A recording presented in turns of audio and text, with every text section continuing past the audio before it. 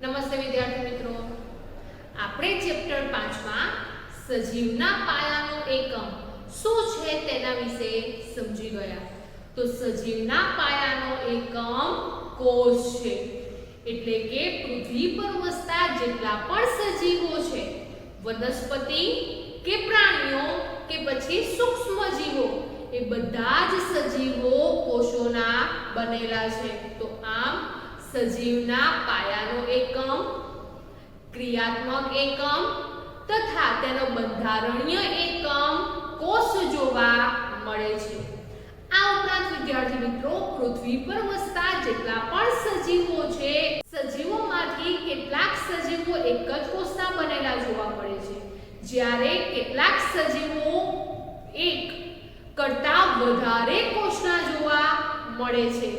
તો તેના વિશે પણ આપણે ધોરણ 8 અને ધોરણ 9 બંનેમાં સમજી ગયા છીએ કે જે પણ પૃથ્વી પર વસતા સજીવો છે, એ સજીવોમાં જે એક જ કોષના બનેલા છે, એ એક જ કોષના બનેલા સજીવોને શું કહેવામાં આવે છે? એકકોષી સજીવ તરીકે ઓળખવામાં આવે છે. અને તેવી જ રીતે એક કરતાં વધારે કોષના બનેલા સજીવને શું કહેવામાં આવે છે? તો એક કરતાં વધારે કોષના બનેલા સજીવને બહુકોષી સજીવ તરીકે ઓળખવામાં આવે છે. તો આમ પૃથ્વી પર વસતા જે પણ સજીવો છે, એ સજીવોમાં કેટલાક સજીવો એકકોષીય જોવા મળે છે તથા કેટલાક સજીવો બહુકોષીય જોવા મળે છે. એટલે કે જે એકકોષી સજીવ છે, એ એકકોષી સજીવ ફક્ત એક જ કોષનો બનેલો છે, જ્યારે બહુકોષી સજીવ છે, એ બહુકોષી સજીવોમાં લાખો કરોડોની સંખ્યામાં કોષો જોવા મળે છે. એટલે કે લાખો કરોડોની સંખ્યામાં કોષોનો બનેલો છે. તો વિદ્યાર્થી મિત્રો, આ જે પણ સજીવો છે, એ સજીવો પોતાનું કાર્ય કેવી રીતે કરે છે? એકકોષીય સજીવ અને બહુકોષીય સજીવમાં શ્રમ એટલે કે કાર્યનું વિભાજન કેવી રીતે થાય છે? તો તે પણ આપણે ચેપ્ટર 5 માં સમજી ગયા છીએ કે જે એકકોષીય સજીવ છે, એ એકકોષીય સજીવ ના જે પણ કાર્યો છે, એ બધા જ કાર્યો એ એક જ કોષ દ્વારા કરે છે. ઉદાહરણ તરીકે આપણે અમીબાની વાત કરીએ. અમીબા છે એ એકકોષીય પ્રજીવ છે, જેમાં એક જ કોષ જોવા મળે છે. તો અમીબા છે એ અમીબા હલનચલન તથા ખોરાક ગ્રહણ કરવો, આ ઉપરાંત શ્વસન વાયુઓનો જે વિનિમય છે, એટલે કે ઓક્સિજન લેવો, કાર્બન ડાયોક્સાઇડ વાયુ બહાર કાઢવો, ઉપરાંત ઉત્સર્જન જેવી જે પણ કોઈ ક્રિયાઓ છે, એ બધી જ ક્રિયાઓ જે એક કોષ છે, એક કોષ દ્વારા જ કરે છે. એટલે કે આ બધી જ ક્રિયાઓ અમીબામાં એક જ કોષમાં થતી જોવા મળે છે. તો આ એકકોષીય સજીવ છે, એ એકકોષીય સજીવ પોતાના બધા જ જે કાર્યો છે, એક જ કોષ દ્વારા કરે છે. જ્યારે બહુકોષી સજીવ છે, એ બહુકોષી પોતાના કાર્યો કરવા માટે, એક સરખું કાર્ય કરવા માટે કોષોનો સમૂહ જોવા મળે છે. અને એક સરખું કાર્ય કરતા જે કોષોનો સમૂહ છે, એ કોષોનો સમૂહ પેશીની રચના કરે છે. આ ઉપરાંત વિદ્યાર્થી મિત્રો, એક સરખું કાર્ય કરતી જે પેશી છે, એ પેશી અંગની રચના કરે છે. અને એક સરખા કાર્ય કરતા અંગો બધા જ ભેગા મળે છે, ત્યારે અંગતંત્રની રચના થતી જોવા મળે છે. તો આ બહુકોષી સજીવોમાં જે તે કાર્યો છે, એ કાર્યો કરવા માટે નિશ્ચિત કોષોનો સમૂહ જોવા મળે છે. એટલે કે બહુકોષી સજીવમાં શ્રમ વિભાજન માટે પેશી, અંગતંત્રની રચના જોવા મળે છે. ઉદાહરણ તરીકે આપણે આપણું ઉદાહરણ લઈએ કે મનુષ્યમાં શ્વસન વાયુઓનું વિનિમય, ઉપરાંત ખોરાકનું વહન, ઉપરાંત આપણા શરીરમાં રહેલા જે પણ કોઈ નકામા દ્રવ્યો છે એ નકામા દ્રવ્યોનું વહન કોના દ્વારા થાય છે? તો રુધિરના માધ્યમ દ્વારા થાય છે. આ જે રુધિર છે એ રુધિર સંયોજક પેશી છે, એટલે કે પેશીના માધ્યમથી પેશીને માધ્યમને આધારે જે ખોરાકનું વહન છે, શ્વસન વાયુઓનું જે વિનિમય છે, ઉપરાંત શરીરમાં રહેલા જે પણ નકામા દ્રવ્યો છે એ દ્રવ્યોને એક જગ્યાએથી બીજી જગ્યાએ તેનું વહન કોણ કરાવે છે? તો સંયોજક પેશી રુધિર કરાવે છે. આ ઉપરાંત વિદ્યાર્થી મિત્રો આપણે હલનચલન કરીએ છીએ, તો આ જે હલનચલન છે એ હલનચલન કોના દ્વારા થાય છે? તો આપણા શરીરના જે પણ કોઈ સ્નાયુઓ છે, હાથ છે કે પગ છે, પોતાની મૂવમેન્ટ કરે છે. તો આ જે પણ કોઈ સ્નાયુઓ છે એ સ્નાયુઓમાં સ્નાયુ કોષો જોવા મળે છે, અને એ સ્નાયુ કોષો ભેગા મળીને સ્નાયુ પેશીની રચના કરે છે, અને એ સ્નાયુ કોષોનું સંકોચન અથવા શિથિલન એટલે કે વિસ્તરણ પામવાની ક્રિયાને આધારે આપણે હલનચલન કરી શકીએ છીએ. તો આમ બહુકોષી સજીવોમાં શ્રમ વિભાજન માટે પેશી, અંગ અને અંગતંત્રની રચના થયેલી જોવા મળે છે. તો વિદ્યાર્થી મિત્રો આજે આપણે ધોરણ 9 માં ચેપ્ટર નંબર 6 પેશી વિશે સમજીશું. તો વિદ્યાર્થી મિત્રો ધોરણ 9 માં ચેપ્ટર નંબર 6 છે પેશી. તો પેશી કોને કહેવામાં આવે છે?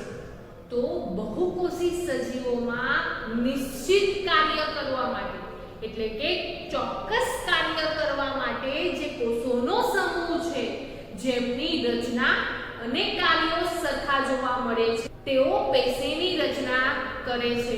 તો આ વિદ્યાર્થી મિત્રો પેશી એટલે શરીરમાં નિશ્ચિત સ્થાનમાં એટલે કે ચોક્કસ સ્થાનમાં નિશ્ચિત કાર્ય કરતા એટલે કે ચોક્કસ કાર્ય કરતા કોષોનો સમૂહ જેને પેશી તરીકે ઓળખવામાં આવે છે. આ જે પણ પેશી છે એ પેશી કોષોનો સમૂહ છે, જેમાં કોષોની રચના અને કાર્યો એક સરખા જોવા મળે છે, જેને કારણે જે પણ બહુકોષી સજીવો છે એ બહુકોષી સજીવોમાં શ્રમ વિભાજન માટે પેશી, અંગ અને અંગતંત્રો ઉદ્વિકાસ પામે છે. આ ઉપરાંત વિદ્યાર્થી મિત્રો આ જે પેશી છે એ પેશી કઈ રીતે ગોઠવાયેલી જોવા મળે છે? તો આ જે પણ પેશી છે એ પેશી વધારે કાર્યક્ષમતાથી કાર્ય કરવા માટે વિશિષ્ટ ક્રમમાં વ્યવસ્થિત રીતે ગોઠવાયેલી જોવા મળે છે. તો જે પેશી છે એ પેશી વધારે કાર્યક્ષમતાથી કાર્ય કરવા માટે વિશિષ્ટ ક્રમમાં વ્યવસ્થિત રીતે ગોઠવાયેલી જોવા મળે છે. ઉદાહરણ તરીકે જે બહુકોષી વનસ્પતિઓ છે એ બહુકોષી વનસ્પતિઓમાં જલવાહક પેશી અને અન્નવાહક પેશી જોવા મળે છે, જેનાથી જે વનસ્પતિઓ છે એ અન્નવાહક પેશીની મદદથી ખોરાકનું અથવા ખનિજ ક્ષારોનું વહન કરે છે, અને જલવાહક પેશીની મદદથી પાણીનું વહન કરે છે.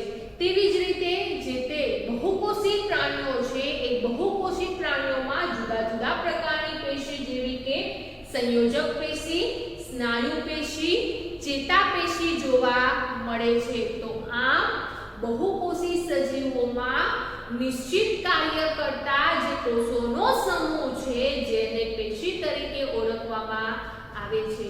હવે આ જે પણ પેશી છે એ પેશી અને આ જે વનસ્પતિઓ છે અને પ્રાણીઓ છે તેમાં કાર્યો અને પેશી વચ્ચે શું તફાવત રહેલો છે, બંનેની આપણે તુલના કરીએ.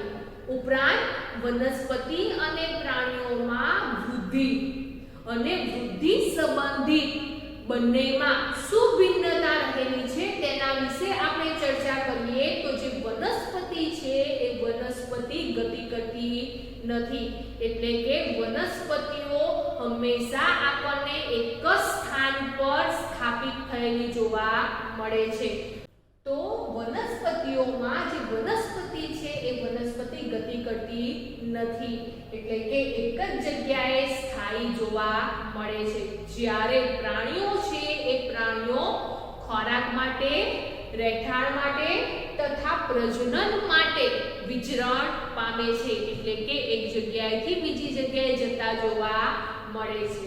ત્યારબાદ વિદ્યાર્થી મિત્રો, આ જે પણ વનસ્પતિ છે એ વનસ્પતિઓ એક જ જગ્યા પર સ્થાયી જોવા મળે છે, જેથી કરીને તેમની મજબૂતાઈ માટે તેમાં રહેલા જે પણ કોષો છે મોટા ભાગના કોષો મૃત જોવા મળે છે. તો વનસ્પતિઓને એક જ જગ્યા પર સ્થાયી રહેવાને કારણે તેમની મજબૂતાઈ જરૂરી છે, અને આ મજબૂતાઈ માટે મોટા ભાગના કોષો વનસ્પતિમાં કેવા જોવા મળે છે?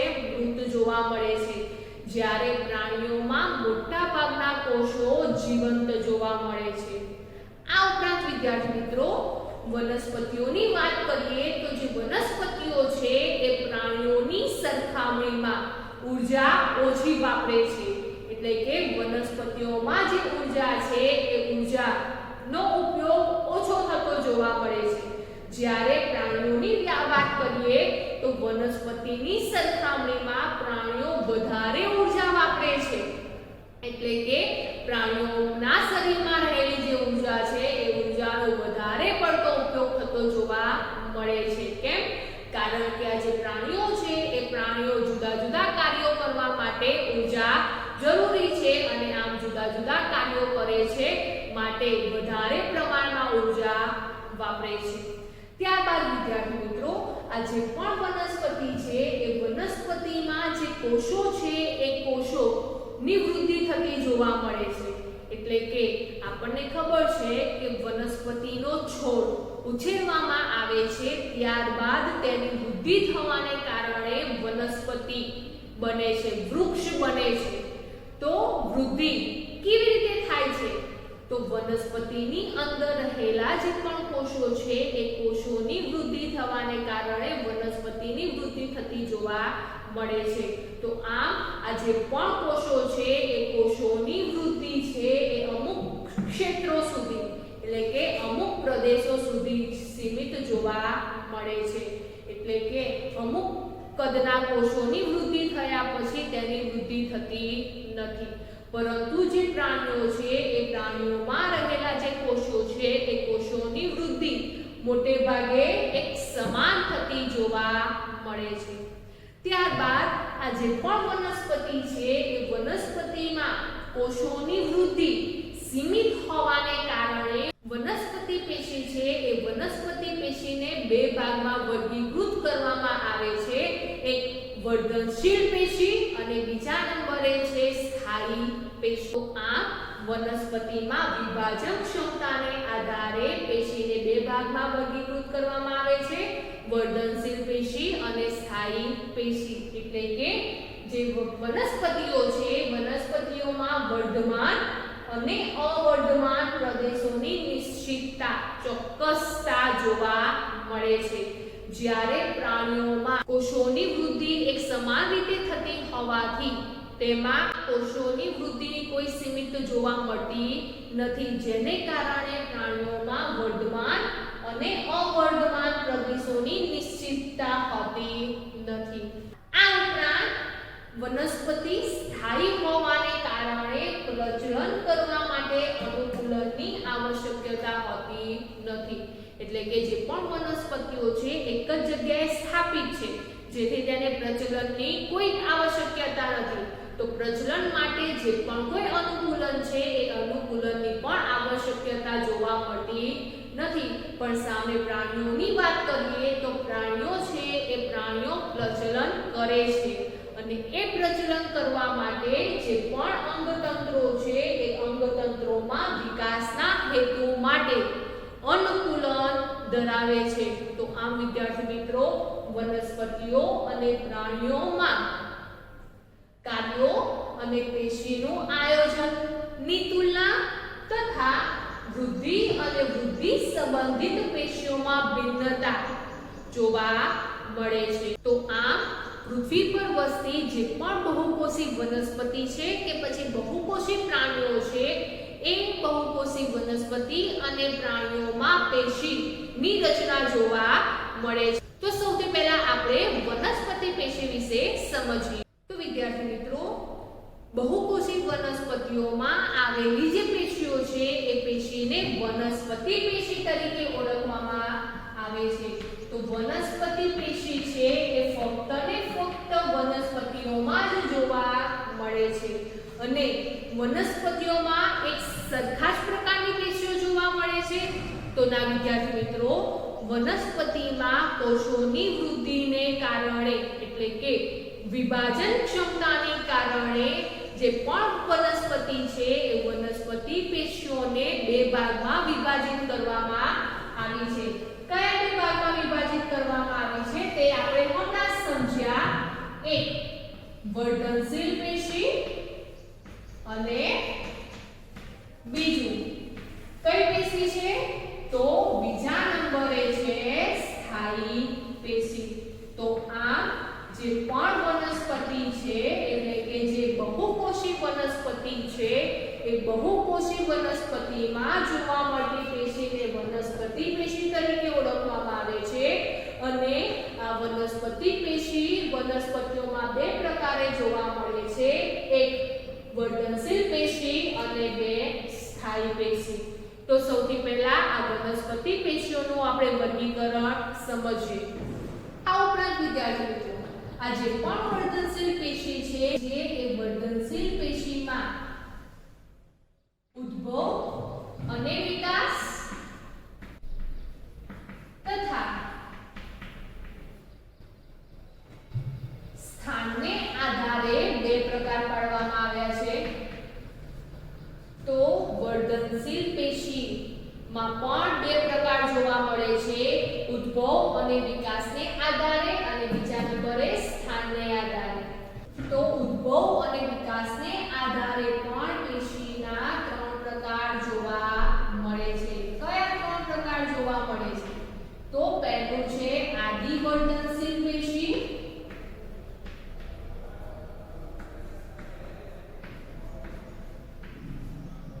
બીજા નંબરે છે પ્રાથમિક વર્ધનશીલ પેશી અને ત્રીજા નંબરે છે દ્વિતીય વર્ધનશીલ પેશી. તો ઉદ્ભવ અને વિકાસને આધારે વર્ધનશીલ પેશીને આદિ વર્ધનશીલ પેશી, પ્રાથમિક વર્ધનશીલ પેશી અને દ્વિતીય વર્ધનશીલ પેશીમાં વર્ગીકૃત કરવામાં આવે છે. આ ઉપરાંત વિદ્યાર્થી મિત્રો, સ્થાનને આધારે વર્ધનશીલ પેશીને પણ ત્રણ ભાગમાં વિભાજિત કરવામાં આવે છે. કયા ત્રણ ભાગમાં વિભાજિત કરવામાં આવે છે? તો અગ્રસ્ત વર્ધનશીલ પેશી, બીજા નંબરે છે આંતરવિષ્ટ વર્ધનશીલ પેશી અને ત્રીજા નંબરે છે પાર્શ્વીય એટલે કે પાર્શ્વસ્થ વર્ધનશીલ પેશી. તેવી જ રીતે હવે જોઈએ સ્થાયી પેશી. વનસ્પતિમાં એક સરખી સ્થાયી પેશી જોવા મળે છે. તો ના વિદ્યાર્થી મિત્રો, સ્થાયી પેશી છે એ સ્થાયી પેશીના પણ બે પ્રકાર જોવા મળે છે. એક સરળ સ્થાયી પેશી અને બીજું છે જટિલ સ્થાયી પેશી.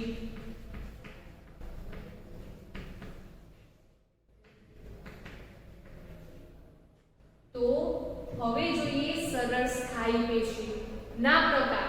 જે સરળ સ્થાયી પેશી છે એ સરળ સ્થાયી પેશીમાં પણ ત્રણ પ્રકાર જોવા મળે છે. એમાં એક મૃદુતક પેશી, બીજા નંબરે સ્થૂલકોણક પેશી અને ત્રીજા નંબરે દ્રઢોત્તક પેશી. જેમાં મૃદુતક પેશી છે એ મૃદુતક પેશીમાં સામાન્ય મૃદુતક,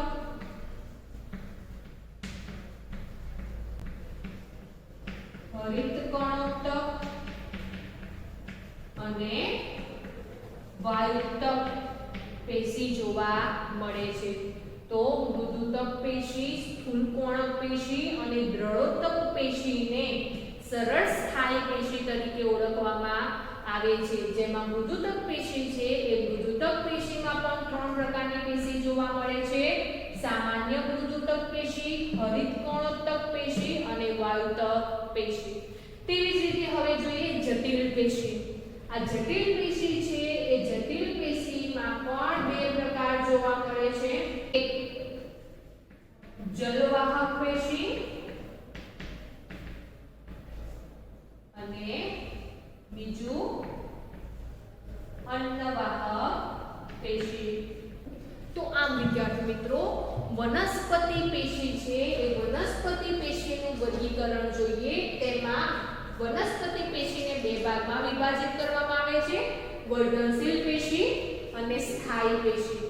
વર્ધનશીલ પેશી છે એ વર્ધનશીલ પેશીને ઉદ્ભવ અને વિકાસને આધારે 3 ભાગમાં વિભાજિત છે: આદિ વર્ધનશીલ પેશી, પ્રાથમિક વર્ધનશીલ પેશી અને દ્વિતીય વર્ધનશીલ પેશી.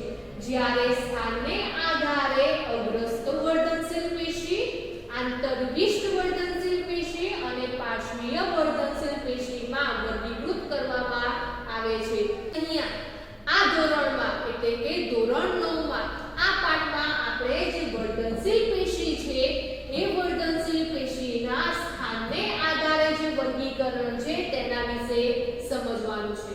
અને તેવી જ રીતે જે સ્થાયી પેશી છે એ સ્થાયી પેશીને 2 ભાગમાં વિભાજિત કરવામાં આવે છે: સરળ સ્થાયી પેશી અને જટિલ સ્થાયી પેશી. સરળ સ્થાયી પેશી છે એમાં 3 પ્રકાર જોવા મળે છે: મૃદુતક પેશી, સ્થૂલકોણક પેશી અને દ્રઢોતક પેશી.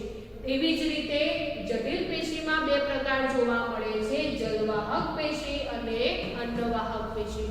તો આમ આ પાઠમાં આપણે વનસ્પતિ પેશીમાં જુદી જુદી પેશી વિશે સમજવાનું છે. જેમાં સૌથી પહેલા આપણે સમજીએ વર્ધનશીલ પેશીમાં સ્થાનને આધારે વર્ધનશીલ પેશીના પ્રકાર. તો વિદ્યાર્થી મિત્રો, સૌથી પહેલા વર્ધનશીલ પેશી આપણે સમજીએ તો વર્ધનશીલ પેશી કોને કહેવામાં આવે છે? તો જે પેશીના કોષોનું વિભાજન થઈ શકે છે અને નવા કોષોનું સર્જન કરી શકે છે તેવી પેશીને વર્ધનશીલ પેશી તરીકે ઓળખવામાં આવે છે. તો વર્ધનશીલ પેશી એટલે કોષો કોષ વિભાજન પામી નવા કોષોનું સર્જન કરે. તો આમ વનસ્પતિ પેશીમાં જે પેશીના કોષો વિભાજન કરી શકે છે અને નવા કોષોનું સર્જન કરી શકે છે તેવી પેશીને વર્ધનશીલ પેશી તરીકે ઓળખવામાં આવે છે. વનસ્પતિઓમાં આ જે પણ કોષોની વૃદ્ધિ છે એ કોષોની વૃદ્ધિ કેટલાક વિસ્તારોમાં જોવા મળે છે. એટલે જે વિસ્તારોમાં કોષોની વૃદ્ધિ થતી હોય તે વિસ્તારમાં અથવા તો તે પ્રદેશમાં વર્ધનશીલ પેશી જોવા મળે છે. તો વર્ધનશીલ પેશીનું સ્થાન ક્યાં જોવા મળે છે?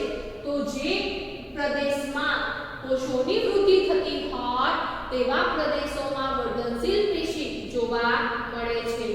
વર્ધનશીલ પેશી સ્થાનને આધારે 3 ભાગમાં વિભાજિત છે: એક અગ્રસ્ત વર્ધનશીલ પેશી, 2 આંતરવિષ્ટ વર્ધનશીલ પેશી અને 3 પાર્શ્વીય વર્ધનશીલ પેશી. તો સ્થાનને આધારે વર્ધનશીલ પેશીના 3 પ્રકાર જોવા મળે છે જે આપણે આ ચેપ્ટરમાં ભણવાનું છે. જ્યારે વર્ધનશીલ પેશીના ઉદ્ભવ અને વિકાસને આધારે પણ 3 પ્રકાર પડે છે જેને આપણે અત્યારે સમજવાનું નથી. તો સૌથી પહેલા સમજીએ આપણે અગ્રસ્ત વર્ધનશીલ પેશી. અગ્રસ્ત વર્ધનશીલ પેશી વનસ્પતિ દેહમાં એટલે કે વનસ્પતિના કયા અંગોમાં જોવા મળે છે? તો વિદ્યાર્થી મિત્રો, અગ્રસ્ત વર્ધનશીલ પેશી વનસ્પતિનો મૂળ છે એ મૂળનો ટોચનો ભાગ એટલે કે વનસ્પતિના જે પણ મૂળ છે એ મૂળની જે ટોચ છે એ ટોચના ભાગ પર અગ્રસ્ત વર્ધનશીલ પેશી જોવા મળે છે. તેવી જ રીતે જે પ્રકાંડ છે એ પ્રકાંડની ટોચના ભાગ પર જ આપણને અગ્રસ્ત વર્ધનશીલ પેશી જોવા મળે છે. તો આમ અગ્રસ્ત વર્ધનશીલ પેશી મૂળની ટોચ જેને મૂલાગ્ર તરીકે ઓળખવામાં આવે છે અને અને પ્રકારની ટોચ જેને પરોહાગ્ર તરીકે ઓળખવામાં આવે છે. તો મૂળની ટોચ અને પ્રકારની ટોચના ભાગે અગ્રસ્ત વર્ધનશીલ પેશી જોવા મળે છે, જેનું કાર્ય શું છે? તો વર્ધનશીલ પેશી નવા કોષોનું સર્જન કરે છે. તો નવા કોષોનું સર્જન થવાને કારણે જે અગ્રસ્ત વર્ધનશીલ પેશી છે એ અગ્રસ્ત વર્ધનશીલ પેશી મૂળ અને પ્રકાંડ છે એની લંબાઈમાં વધારો કરે છે. તો વનસ્પતિની મૂળ અને પ્રકાંડમાં વધારો કઈ પેશીને કારણે થાય છે? તો મૂળ અને પ્રકાંડની જે લંબાઈ છે એ લંબાઈ અગ્રસ્ત વર્ધનશીલ પેશીને કારણે થતું જોવા મળે છે. ત્યારબાદ જોઈએ આંતરવિષ્ટ વર્ધનશીલ પેશી. આંતરવિષ્ટ વર્ધનશીલ પેશી વનસ્પતિમાં ક્યાં જોવા મળે છે? તો વિદ્યાર્થી મિત્રો, જે ડાળીનો ભાગ છે એ ડાળીના ભાગમાં જે આંતરગાંઠ જોવા મળે છે અથવા પ્રકાંડમાં આંતરગાંઠ જોવા મળે છે તેવા વિસ્તારમાં, ઉપરાંત જે પર્ણો છે એ પર્ણોનો જે તલ પ્રદેશ છે એ તલ પ્રદેશોમાં તથા બે સ્થાયી પેશીઓની વચ્ચે આંતરવિષ્ટ વર્ધનશીલ પેશી જોવા મળે છે. તો અહીંયા આંતરગાંઠ કોને કહેવામાં આવે? તો ઉદાહરણ તરીકે આપણે મકાઈનું ઉદાહરણ લઈએ. હવે મકાઈનું જે પ્રકાંડ છે એ મકાઈના પ્રકાંડમાં આંતરગાંઠ જોવા મળે છે, એટલે કે વચ્ચે જાડો એવો ભાગ જોવા મળે છે જેને ગાંઠ તરીકે ઓળખવામાં આવે છે. તો આમ આંતરગાંઠ વાળો જે વિસ્તાર છે ડાળીઓમાં જોવા મળે કે પછી પ્રકાંડમાં જોવા મળે તેમાં પેશી જોવા મળે છે. ઉપરાંત બે સ્થાયી પેશીની વચ્ચે પણ જોવા મળે અને પર્ણોના તલપ્રદેશોમાં પણ જોવા મળે છે. આંતરવિષ્ટ વર્ધનશીલ પેશી શું કાર્ય કરે છે? તો જે આંતરગાંઠ વાળો વિસ્તાર છે એ આંતરગાંઠ વચ્ચેનું અંતર વધારે છે. તો આંતરગાંઠ વાળા વિસ્તારમાં આંતરવિષ્ટ વર્ધનશીલ પેશી જોવા મળે છે અને આંતરગાંઠનો વિસ્તાર કોણ વધારે છે? તો આંતરગાંઠ વચ્ચેનું અંતર આંતરવિષ્ટ વર્ધનશીલ પેશીના જે કોષો છે તેના દ્વારા વૃદ્ધિ થવાને કારણે થતું જોવા મળે છે. તેવી જ રીતે જોઈએ પાર્શ્વીય વર્ધનશીલ પેશી અથવા તો પાર્શ્વસ્થ વર્ધનશીલ પેશી ક્યાં જોવા મળે છે? તો વનસ્પતિઓના મૂળ અને પ્રકાંડના જે પાર્શ્વ વિસ્તાર છે એ પાર્શ્વ વિસ્તારને સમાંતર રીતે પાર્શ્વીય વર્ધનશીલ પેશી જોવા મળે છે. એટલે કે પાર્શ્વીય વર્ધનશીલ પેશી દ્વિદળી વનસ્પતિઓના ભાગો એટલે કે મૂળ અને પ્રકાંડ નો જે વિસ્તાર છે એના પરિઘીય વિસ્તારમાં જોવા મળે છે. તો પાર્શ્વીય વર્ધનશીલ પેશી મૂળ અને પ્રકાંડના પાર્શ્વ ભાગ પર સમાંતર રીતે અથવા તો પરિઘીય વિસ્તારમાં જોવા મળે છે. જેના કોષો શું કાર્ય કરે છે? તો જેના કોષો મૂળ અને પ્રકાંડની જે પરિઘીય વૃદ્ધિ છે એ પરિઘીય વૃદ્ધિમાં વધારો કરે છે.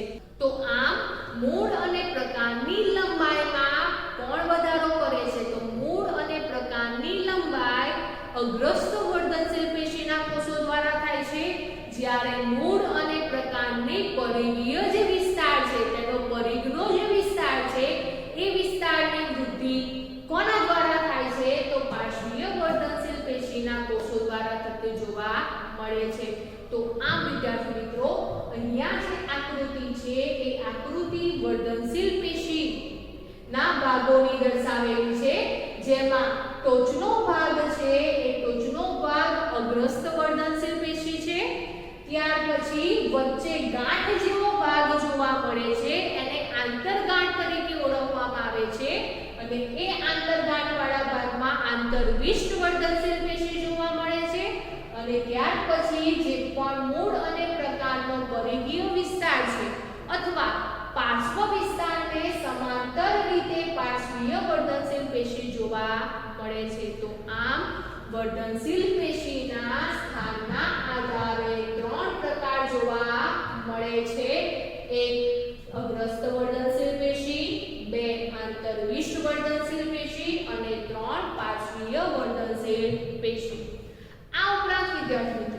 આ જે વર્ધનશીલ પેશી છે એ વર્ધનશીલ પેશીના લક્ષણો શું જોવા મળે છે?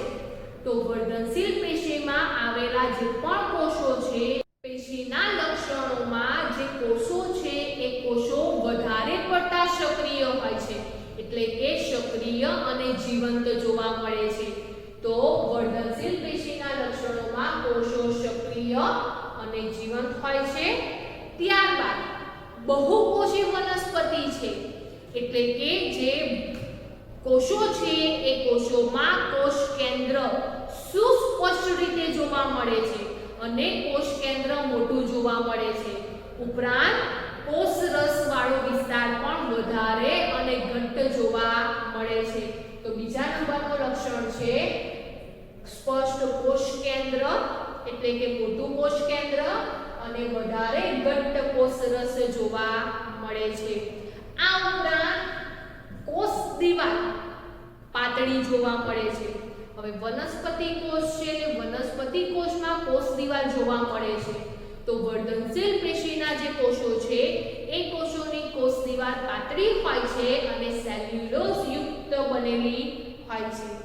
આ ઉપરાંત વિદ્યાર્થી મિત્રો વનસ્પતિ કોષમાં રસધાની જોવા મળે છે, પરંતુ વર્ધનશીલ પેશીના જે કોષો છે એ કોષોમાં રસધાનીનો અભાવ જોવા મળે છે, અથવા તો જો રસધાની જોવા મળે તો નાના કદની જોવા મળે છે.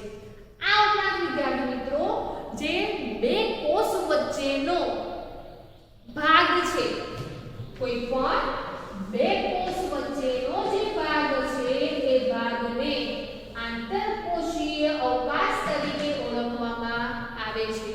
બે કોષ વચ્ચેનો ભાગ એટલે આંતરકોષ વિસ્તાર જોવા મળે છે, ત્યાં કશું જોવા નથી મળતું એટલે અવકાશ.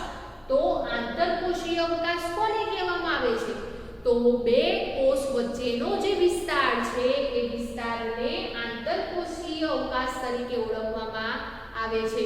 તો વર્ધનશીલ પેશીના જે કોષો છે એ વર્ધનશીલ પેશીના કોષો વચ્ચે આવો કોઈ આંતરકોષીય અવકાશ જોવા મળતો નથી, એટલે કે તેનો અભાવ જોવા મળે છે. તો આમ વિદ્યાર્થી મિત્રો સૌથી પહેલા આપણે વનસ્પતિ પેશીમાં વર્ધનશીલ પેશી વિશે સમજ્યા.